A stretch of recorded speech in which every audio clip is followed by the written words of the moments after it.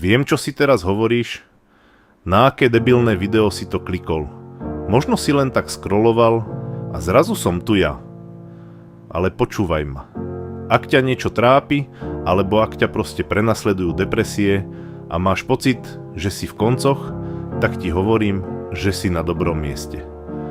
Som Daniel a budem sa ti snažiť povedať týmito videami jednu dôležitú vec. Život ťa neničí.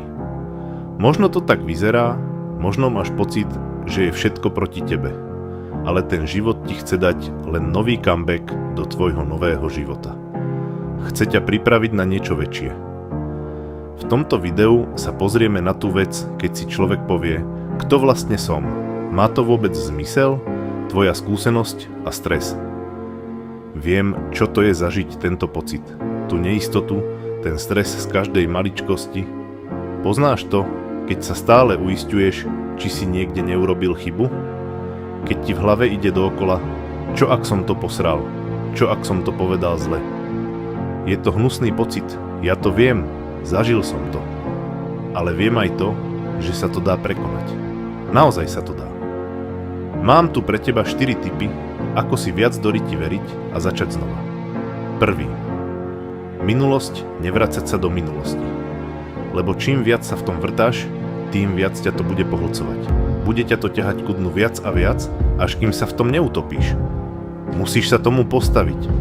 Musíš si proste povedať, že je koniec minulosti a musíš ísť do budúcnosti. To, čo bolo včera, alebo pred rokom, to už nezmeníš. Tak na čo na to sakra myslíš? Pozri sa dopredu, tam je tvoja cesta. Druhý. Priatelia.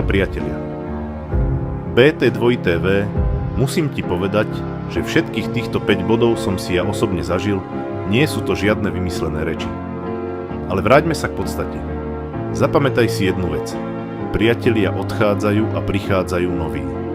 Nevracaj sa k tomu, čo sa medzi vami stalo, keď ťa opustili. Prepáč, že to tak hovorím, ale mám proste pravdu. Keď ťa opustili vtedy, keď ti bolo najhoršie, tak to svedčí o ich charaktere, nie o tebe. Ty si sa snažil, ty si tam pre nich bol, ale keď oni nechcú, tak to nesil. Kašli na nich, nestoja ti za ten stres. Tretí.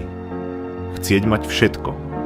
Ten pocit, že musíš mať hneď všetko, na čo si len spomenieš. Teraz sa fakt zamysli, či naozaj chceš byť taký. Myslíš si, že ti to pomôže?